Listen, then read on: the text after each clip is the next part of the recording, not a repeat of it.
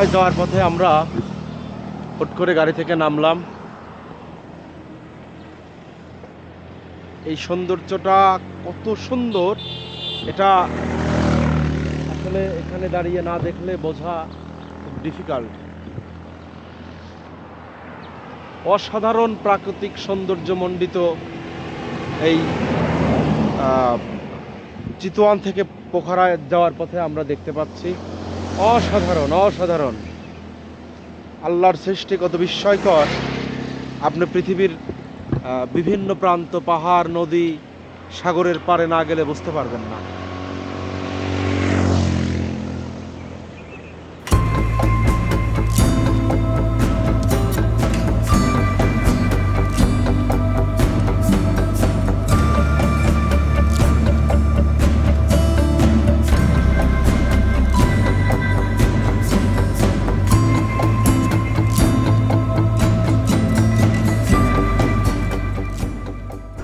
চিতওয়ান থেকে পোখরা যাওয়ার পথে এই যে পাহাড়ি পথ আপনারা দেখতে পাচ্ছেন, আমরা আছি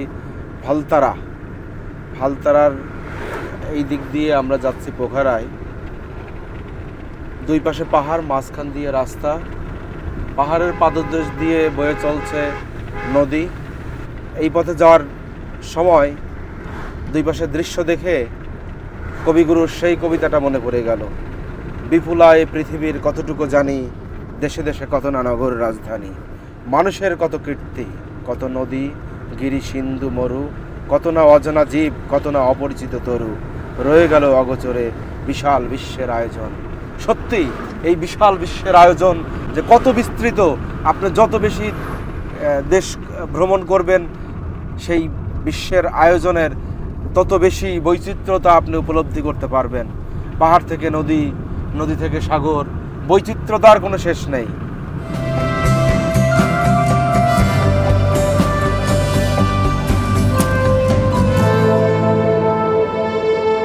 চিতওয়ান থেকে পোখরায় যাওয়ার পথে খাবারের সংকট আছে, বিশেষ করে যারা মুসলিম ধর্মাবলম্বী, এখানে হালাল খাবারের সংকট আছে। আপনি সব জায়গায় হালাল খাবার পাবেন না।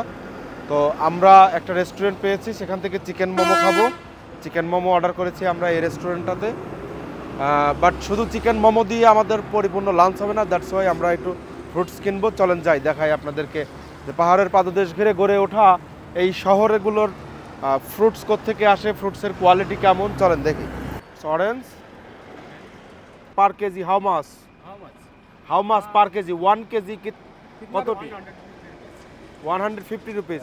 give us 1 kg। yes, good quality, big one। अच्छा क्वालिटी, अच्छा है। तुम इधर मिलता नहीं? इधर नहीं मिलता है ये वाला। ये वाला चाइना से? हाँ, चाइना से आया है। এই যে আপেলগুলো, এই আপেলগুলো আসলে কিন্তু এই পাহাড়ের বা নেপালের না, এটা চায়না থেকে আসে। স্বাদ কেমন এটা খেয়ে দেখি।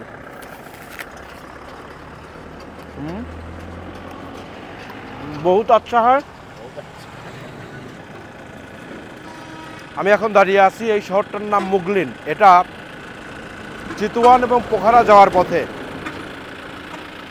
পাহাড়ের পাদদেশ ঘেরা শহরটা খুব সুন্দর। লাঞ্চ ব্রেকের জন্য দাঁড়িয়েছিলাম, ফ্রুটস কিনছি, খাচ্ছি। পিছনে দেখতে পাচ্ছেন পাহাড়, অনেক সুন্দর একটা জায়গা, ছোট্ট একটা শহর। আপনারা চিতওয়ান থেকে পোখরা যাওয়ার পথে মুগলিনে একটা ব্রেক নিতে পারেন। চারদিকে পাহাড়।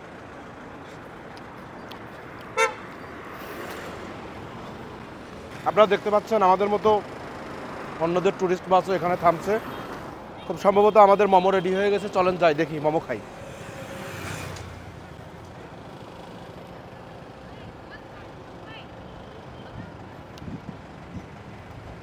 আমাদের খাবার চলে এসেছে, আমরা অর্ডার করেছিলাম মোমো। বেসিক্যালি আমার one of the most favourite একটা ফুড। আমি ব্যক্তিগতভাবে মোমো খুব পছন্দ করি। It's also very delicious and healthy.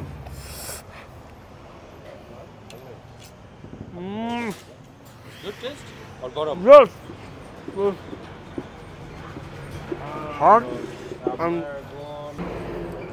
এই জায়গার চারপাশেই পাহাড়, মাঝখানে এই শহরটা এরকম জায়গায় আসলে আসলে 2-4 দিন থেকে যেতে ইচ্ছে করে, বাট বাস্তবতার প্রয়োজনে তো থাকা সম্ভব হয় না। আমরা লেট লাঞ্চ করার পর আবার পোখারার উদ্দেশ্যে যাত্রা শুরু করেছি। রাস্তায় কনস্ট্রাকশন ওয়ার্ক চলছে, যে কারণে রাস্তার অবস্থা খুব একটা ভালো না।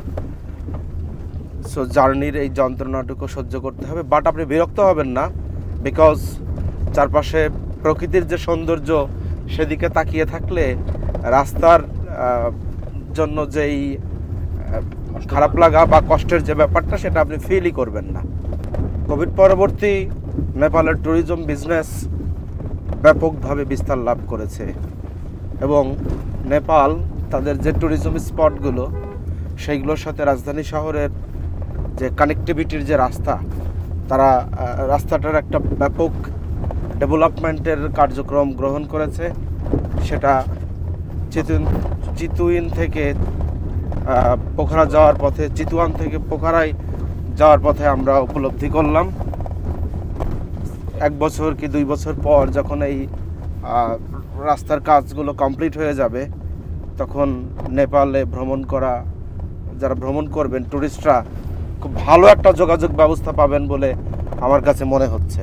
আমরা একটা রাস্তাটা দেখি কি অবস্থা। ট্যুরিজম বিজনেসের উপরে ডিপেন্ড করে নেপালের যে ডেভেলপমেন্ট, সেটা আসলে আশ্চর্য হবার মতো।